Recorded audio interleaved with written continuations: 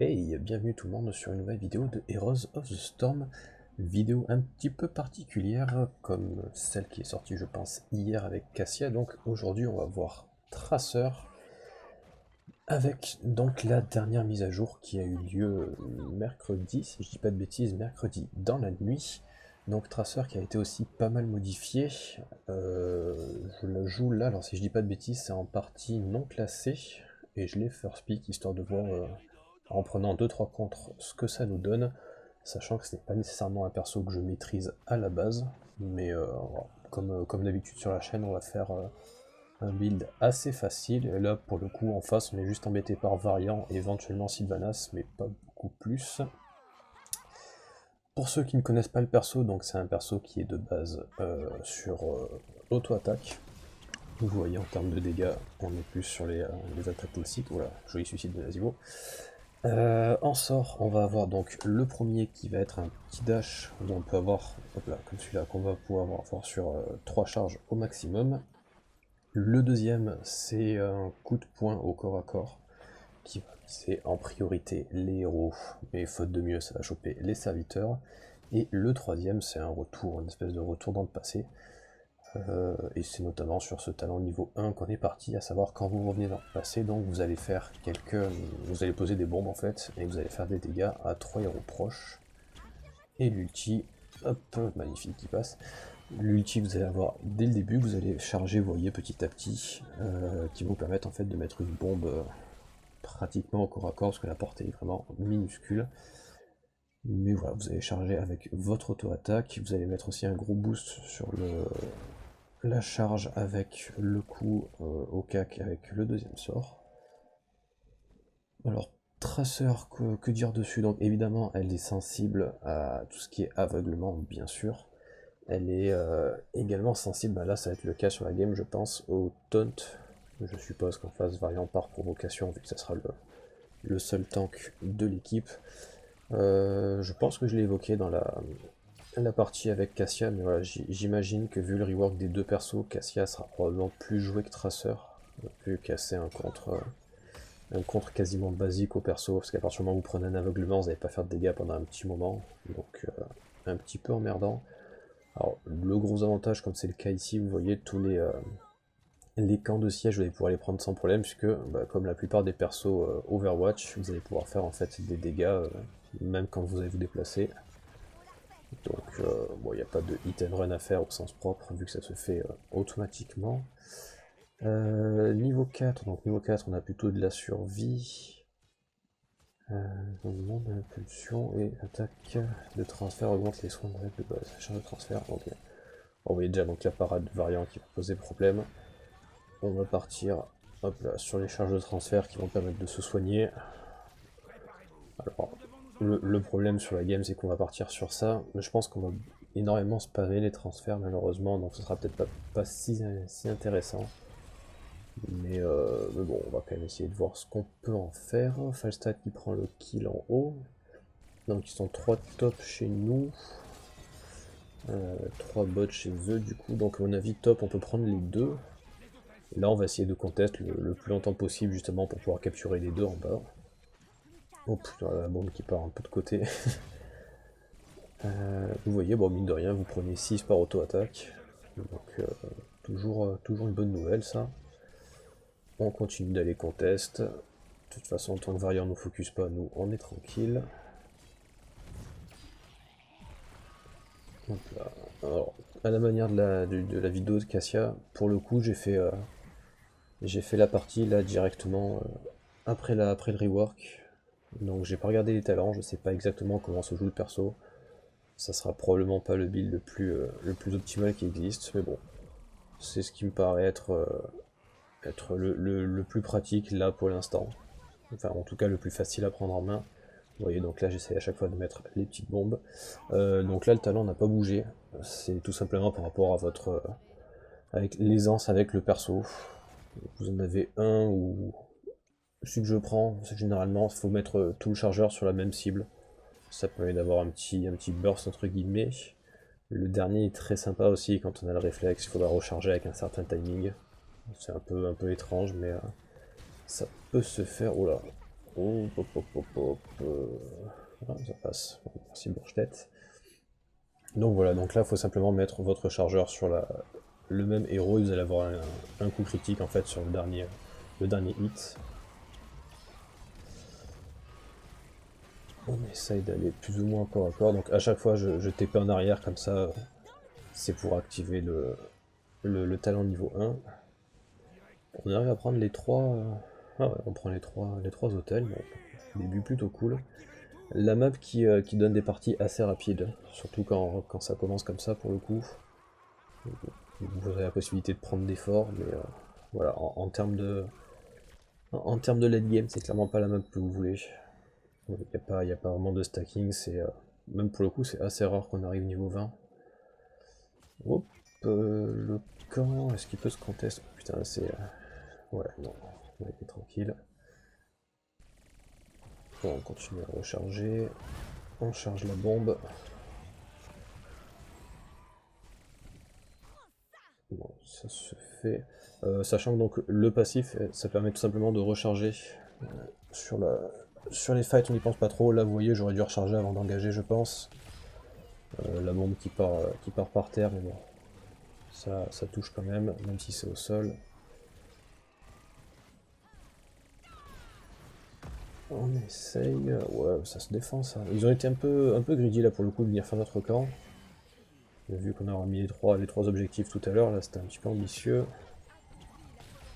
Anduin qui s'en sort, ouais, bon. Anduin qui s'en sort, on prend Nazibo, on prend Variant. On profite d'avoir Falstad pour finir le camp.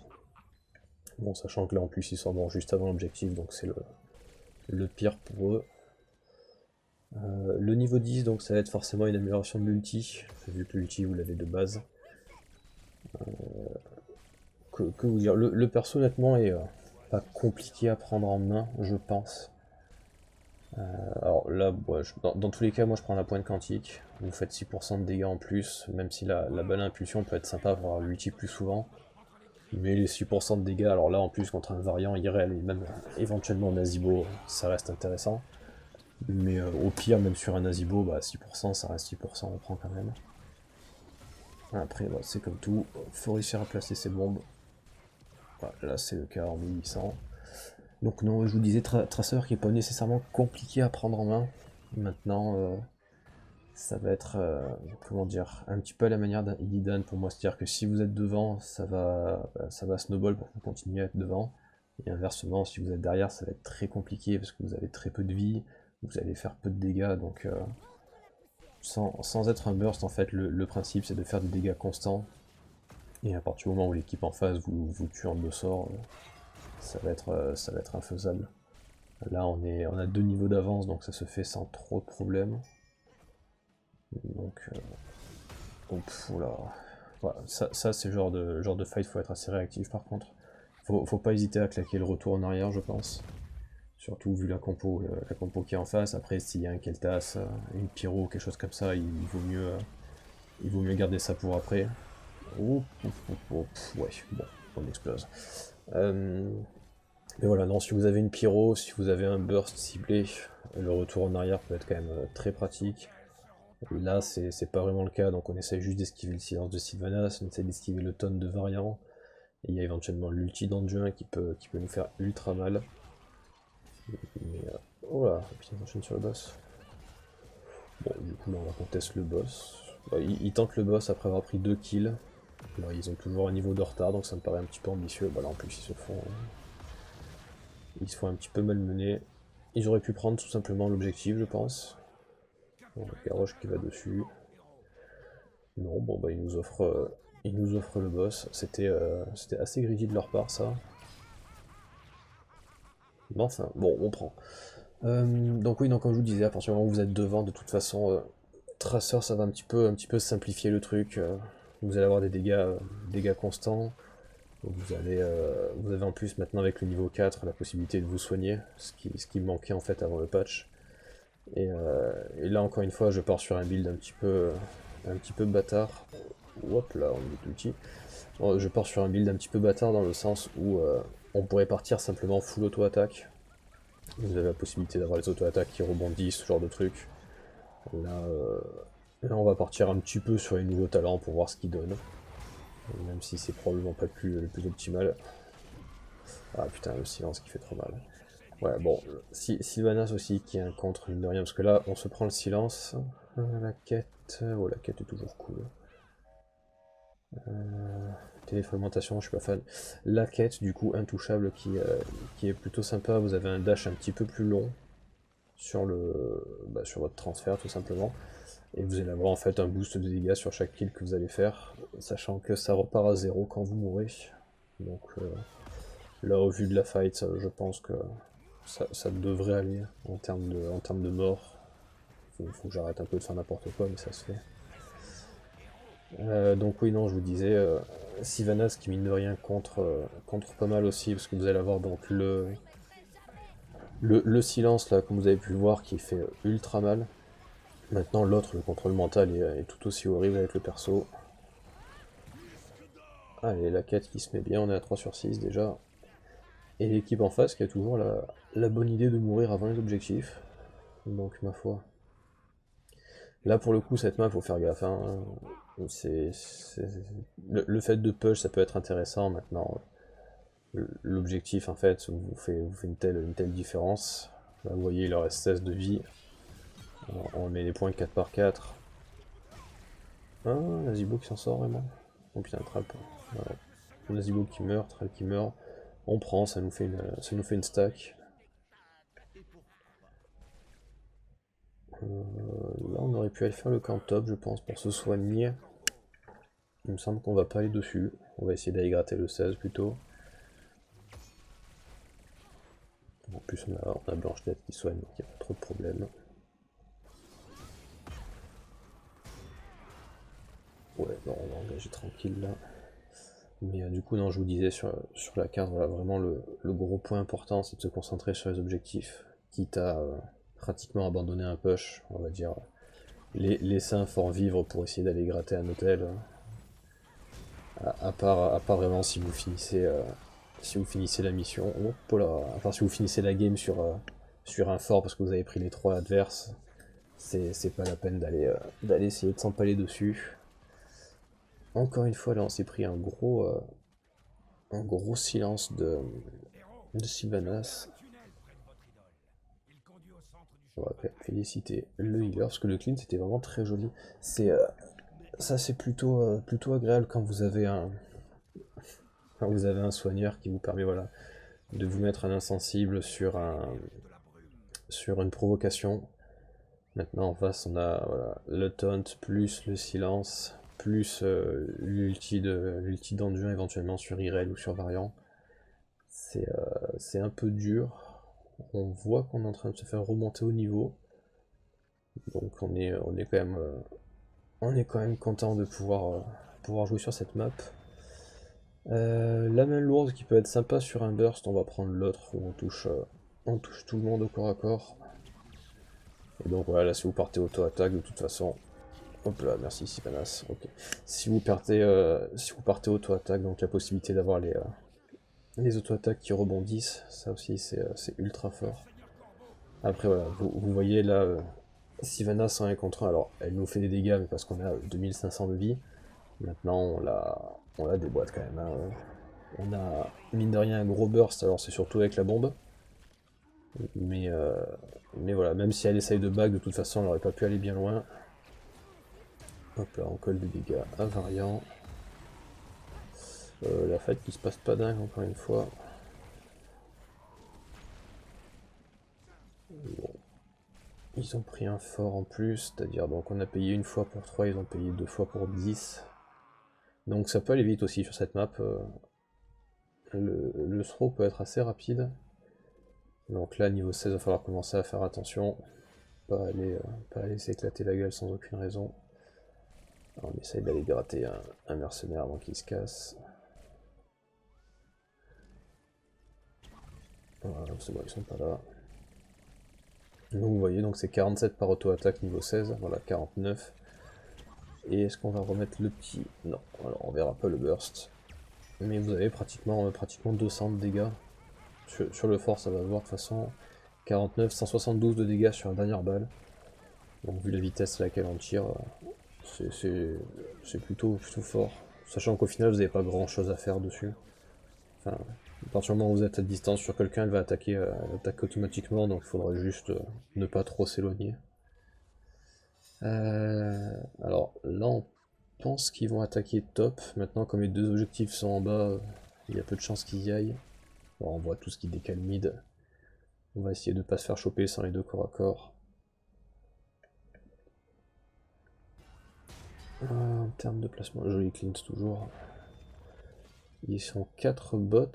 Ça veut dire qu'il y a Sylvanas qui est seul en haut. Ouais, tant pis. Sylvanas qui conteste par Thrall, impeccable.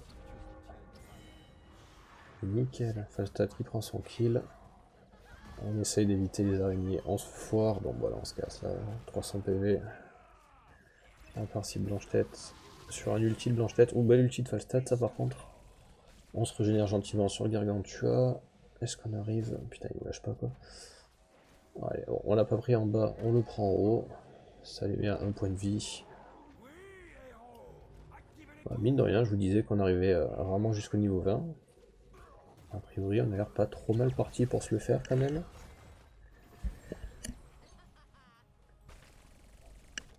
Voilà, donc le perso qui est vraiment agréable à jouer. Après, là, c'est encore une fois, j'ai voulu voir un petit peu les limites du rework parce que je l'ai first pick. Bon, c'est du non classé, donc on n'est pas sur un niveau master non plus, mais je l'ai first pick pour voir à peu près les contres en face. Alors, Nazuo, c'est absolument pas un contre. Mais voilà, encore une fois. Alors, en duo avec l'ulti, mais Sylvanas variant, pour le coup, il faut vraiment ultra mal. Et malgré ça, le perso tient la route. Même si en plus, comme je vous ai dit, je suis pas vraiment un très bon joueur de traceur au départ. Le niveau 20, rappel peut rendre des points de vie, ça c'est cool. Impulsion sur les héros à longue distance, c'est pas mal. On va renforcer le mêlée. Voilà, on est quasiment à 500 sur les dégâts de mêlée. On touche tout le monde au corps à corps en plus, ça permet de charger la bombe. Alors là, on va faire gaffe, on n'a plus de retour en arrière. Mais il y a ce côté vraiment burst que je trouve... Ouh, c'est n'importe quoi. Ça se fait.